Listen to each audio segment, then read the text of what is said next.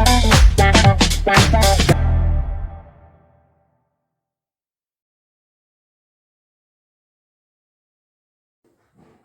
students, life processes part 5.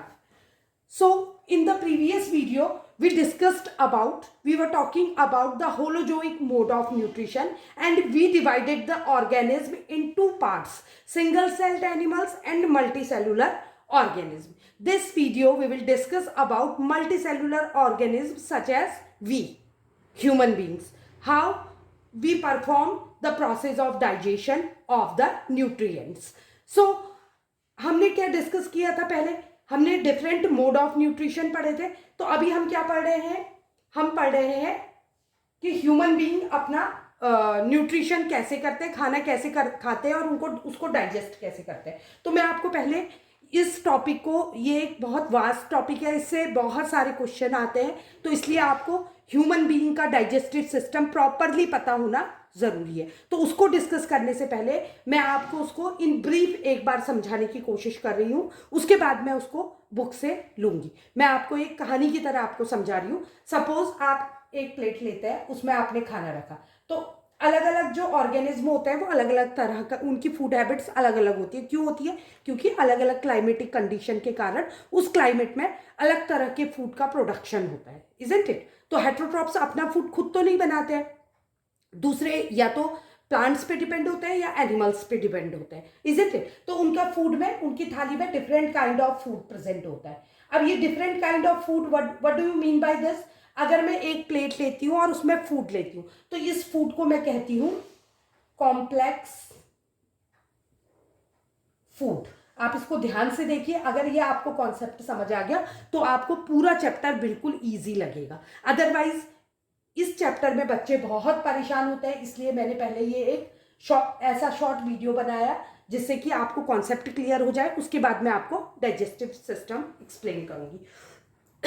तो ये food complex है. मैंने कहा ये कॉम्प्लेक्स फूड है और आपने रट लिया. तो क्यों कहा मैंने इसको कॉम्प्लेक्स फूड? क्या कोई डिफाइन कर सकता है कि कॉम्प्लेक्स फूड होता क्या है? कॉम्प्लेक्स फूड मतलब, क्योंकि इसमें क्या है, different kind of nutrients are present here in this food, that's why this is called complex food. Different kind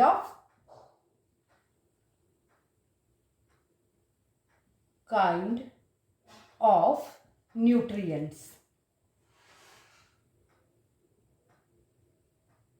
What do you mean by different kind of nutrients? Nutrients होते क्या है? जैसे iron, जैसे कैल्शियम, जैसे fat, जैसे magnesium, जैसे protein. Isn't it? तो अलग अलग तरह के न्यूट्रिएंट्स मिक्स है, इसलिए ये कॉम्प्लेक्स कहलाता है. जब इनको हम अलग अलग तोड़ देते हैं, इनका ब्रेक डाउन कर देते हैं, जब हम कॉम्प्लेक्स फूड का क्या कर देते हैं, ब्रेक डाउन मतलब उसको तोड़ देते हैं. तो ब्रोकन डाउन फूड जो होता है, ब्रेक डाउन करते हैं किनका, इन न्यूट्रिएंट्स का, अलग अलग टुकड़ों में बांट देता है. तो उसी प्रोसेस को हम क्या कहते हैं, मतलब कॉम्प्लेक्स फूड क्या बन जाएगा ब्रेक डाउन होने के बाद? Simple food. और इसी प्रोसेस को हम क्या कहते हैं, डाइजेशन की प्रोसेस. तो ह्यूमन बीइंग में ये डाइजेशन कैसे होता है और डाइजेशन क्यों किया जाता है, क्यों कॉम्प्लेक्स फूड को सिंपल फूड में तोड़ा जाता है, इस सब को हम डिस्कस करेंगे डाइजेशन में. तो अभी मैं आपको एक कहानी की तरह सिंपल स्टोरी बताती हूँ कि एक्चुअल में डाइजेशन में होता क्या है. तो हम जब कॉम्प्लेक्स फूड खाते हैं, मतलब सारे न्यूट्रिएंट्स मिक्स हैं, तो इनको ब्रेक डाउन करना है. तो जैसे ही हम खाते हैं, तो मैंने सिंगल सेल्ड एनिमल में पिछले वीडियो में पढ़ा था कि जो डाइजेशन होता है वो बॉडी के बाहर हो जाता है, मतलब बॉडी के अंदर डाइजेशन नहीं होता है. अमीबा जो होता है फूड वैक्यूल के अंदर ही क्या करता है, कॉम्प्लेक्स फूड को सिंपल फूड में कन्वर्ट कर देता है, क्योंकि उसके पास केवल एक ही सेल प्रेजेंट होता है. बट मल्टीसेलुलर ऑर्गेनिज्म में इस काम को करने के लिए अलग अलग सेल प्रेजेंट होते हैं. अब ध्यान से सुनिएगा, इसका मतलब क्या, सेल प्रेजेंट होते मतलब अगर ये ह्यूमन बीइंग है तो ये किससे बना हुआ है, millions of cells are present inside the human body. Am I correct? So many cells are present in the human body. तो पूरी ह्यूमन बॉडी में सेल्स प्रेजेंट है, सेल ही सारे काम करते हैं, सेल से ही हमारी मशीन चलती है. तो ऑब्वियसली सेल को किसकी जरूरत है, एनर्जी की. तो अब आपको समझ आया कि एक्चुअल में एनर्जी की जरूरत किसको है? सेल को है। अगर सेल को एनर्जी मिल जाएगी तो ऑटोमेटिकली बॉडी को एनर्जी मिल जाएगी। तो हमारा काम क्या है? हम न्यूट्रिएंट्स क्यों खाते हैं? एनर्जी प्राप्त करने के लिए। मतलब अल्टीमेट रिजल्ट क्या है? एनर्जी का प्राप्त होना। ठीक है, तो हम फूड जब खाते हैं तो वो कॉम्प्लेक्स फॉर्म में होता है और बॉडी के अंदर उसका ब्रेकडाउन होते जाता है और वो सिंपल फूड में कन्वर्ट हो जाता है। यहां पर कुछ जैसे ही ये सिंपल फूड में कन्वर्ट हो जाता है, यहां डाइजेशन की प्रोसेस खत्म हो जाती है। यहां डाइजेशन स्टॉप हो गया। अब डाइजेशन के बाद किसका फॉर्मेशन होता है? एनर्जी का। तो अब हम समझेंगे क्या होता है। जब हम खाना लेते हैं, प्लेट से हम खाना लेते हैं तो कहाँ डालते हैं? माउथ में, मुंह में डालते हैं। तो पहला डाइजेशन कहाँ होता है? पहला ब्रेकडाउन कहाँ होता है? मुंह के अंदर। तो जब भी डाइजेशन होता है तो डाइजेशन के लिए डाइजेस्टिव जूसेस की जरूरत होती है। Digestive, so digestive juices are needed for digesting or for breaking down of the food into simple food. तो अगर हमको कॉम्प्लेक्स फूड को सिंपल फूड में कन्वर्ट करना है तो डाइजेस्टिव जूसेस आर मस्ट। तो सबसे पहली चीज ध्यान से सुनिएगा, पहले फूड माउथ में जाता है, उसके बाद फूड पाइप के द्वारा कहाँ जाता है? स्टमक में चले जाता है। ठीक है, और स्टमक के बाद फिर कहाँ जाता है? स्मॉल इंटेस्टाइन में चले जाता है। एस देन एस, स्मॉल इंटेस्टाइन, माउथ। ठीक है, तो माउथ में भी डाइजेस्टिव जूसेस है, स्टमक में भी डाइजेस्टिव जूसेस है और स्मॉल इंटेस्टाइन में भी डाइजेस्टिव जूसेस है। और यहां पर वो कंप्लीट डाइजेशन हो जाता है। मतलब हमको कॉम्प्लेक्स फूड किस में कन्वर्ट मिलता है? यहाँ कॉम्प्लेक्स फूड है, CF लिख दे रही हूं मैं, यहाँ सिंपल फूड मिल जाता है। और ये सिंपल फूड बॉडी के हर सेल को प्रसाद की तरह बांट दिया जाता है, प्रसाद दे दिया जाता है। क्यों बांटा जाता है? क्योंकि इसी से एनर्जी का फॉर्मेशन होता है। Is this clear to you? मतलब माउथ से जो हमारा डाइजेशन चालू हुआ वो खत्म कहाँ हुआ? स्मॉल इंटेस्टाइन में। और स्मॉल इंटेस्टाइन में जो वेस्ट प्रोडक्ट होता है उसको लार्ज इंटेस्टाइन में भेज दिया जाता है। वो एक्सक्रीशन में आप पढ़ेंगे, इसलिए इस टॉपिक को मैं डिस्कस नहीं कर रही हूं। और जो डाइजेस्टेड फूड है उसको पकड़ के किसके द्वारा? शरीर की गाड़ी कौन है? शरीर, हमारे शरीर की, ह्यूमन बीइंग की गाड़ी कौन है?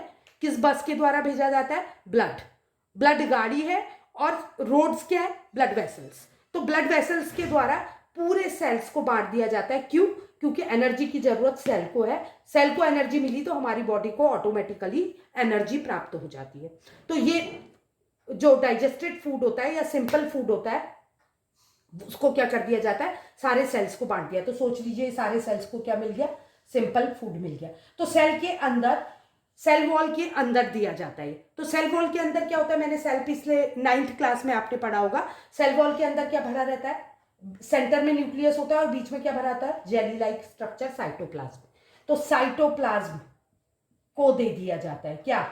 साइटोप्लाज्म को प्रोवाइड कर दिया जाता है डाइजेस्टेड फूड। आपने अमीबा में भी पढ़ा था कि फूड वैक्यूल के अंदर कॉम्प्लेक्स फूड जो होता है सिंपल फूड में कन्वर्ट हो जाता है। उसके बाद सिंपल डिफ्यूजन के द्वारा ये डाइजेस्टेड फूड या सिंपल फूड कहाँ चले जाता है? साइटोप्लाज्म में। तो हर साइटोप्लाज्म के पास क्या पहुंच गया? Digested food. यहां माइटोकॉन्ड्रिया में ऑक्सीजन की प्रेजेंस में इस सिंपल फूड का अगेन ब्रेक डाउन होता है। उस प्रोसेस को हम डाइजेशन नहीं कहते। हमने यहां पर को कहा स्मॉल इंटेस्टाइन में डाइजेशन खत्म हो जाता है। तो इस प्रोसेस को कहते हैं क्या? रेस्पिरेशन। और इसमें किसका फॉर्मेशन होता है? एनर्जी का फॉर्मेशन होता है। यही प्रोसेस है किसकी? ह्यूमन बॉडी के डाइजेशन की। आई होप ये वीडियो आपको पसंद आया होगा और समझ आया होगा। अगर आपको अभी भी कोई भी डाउट है तो आप मुझे कमेंट सेक्शन में लिख सकते हैं, मैं आपको फर्दर इसको एक्सप्लेन करूंगी। और नेक्स्ट वीडियो में हम ह्यूमन डाइजेस्टिव सिस्टम को ब्रीफली डिस्कस करेंगे। अगर आपको वीडियो पसंद आया तो लाइक, सब्सक्राइब और शेयर करें। Thank you.